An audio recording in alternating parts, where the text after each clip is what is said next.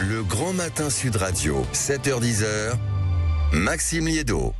Est-ce que les élèves français savent encore lire et écrire? C'est en tout cas des chiffres qui sont publiés par le ministère de l'Éducation nationale il y a quelques heures et qui mettent en ligne des résultats d'évaluation menés du CP à la 4e. Bonjour Alain Bentolila. Bonjour. Merci beaucoup d'être avec nous ce matin. Vous êtes... C'est un plaisir. Mais plaisir partagé, mon cher Alain. Vous êtes auteur de Demain la barbarie, parents et instit, même combat. Vous êtes également linguiste. J'imagine que vous avez quand même un peu feuilleté cette étude. Comment la qualifier? Est-ce que c'est encourageant? Est-ce que c'est réaliste? Est-ce que c'est alarmiste? Est-ce que c'est déprimant? Non, on peut dire, si vous voulez, que sur un certain nombre de points, la chute qui était alarmante jusqu'à l'an dernier a été contenue. Et par conséquent, de ce point de vue-là, on peut dire que notamment la décision de dédoubler les classes de CP et de CE1 prise par le ministre Blanquer, notamment et surtout dans les zones prioritaires,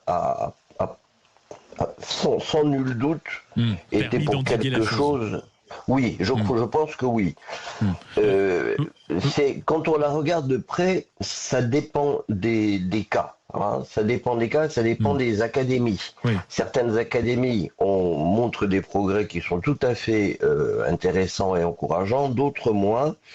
Et quand on regarde encore de plus près, ce sont les académies où on a accompagné le dédoublement des élèves avec une formation à une pédagogie différente, et notamment une pédagogie qui prend en compte les performances contrastées entre les élèves.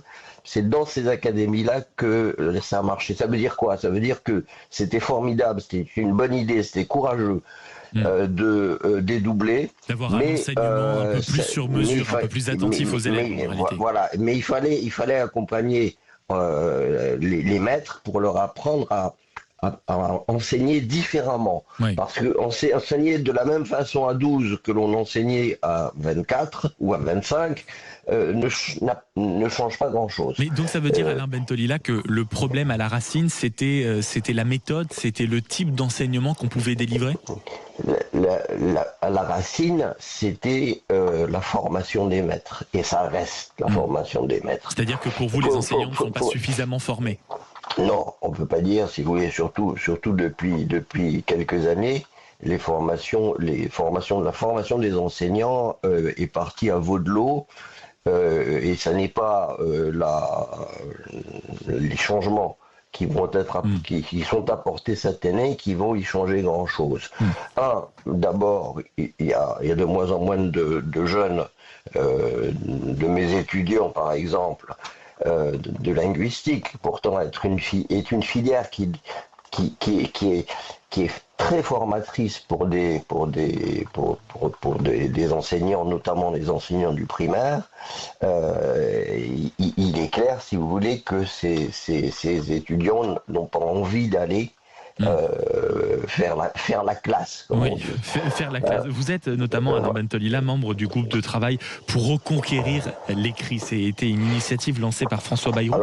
Il y a quand même un chiffre sur lequel j'aimerais attirer votre attention. C'est le chiffre de 52%. Seuls 52% des élèves ont une maîtrise, je cite, suffisante des compétences langagières et linguistique. On a l'impression que c'est un peu du charabia. Concrètement, ça veut dire quoi? Ça veut dire que qu'il y en a 50% qui ne les ont pas. Non, mais ça je sais, mais je veux dire dans la vraie vie, ça veut dire quoi, les compétences langagières, etc. Ça veut dire tout simplement qu'ils ont un vocabulaire suffisamment riche et précis. C'est la première chose. La deuxième chose, c'est que ils ont une capacité de construire leurs phrases et, au-delà de la phrase, leur discours. C'est-à-dire la grammaire, en gros. En gros, c'est ça. C'est une deuxième chose. Et donc, si vous voulez, c'est un aveu terrible d'impuissance que de dire que la moitié des élèves de France, qui sont dans des écoles en France, sont des élèves qui manquent de vocabulaire.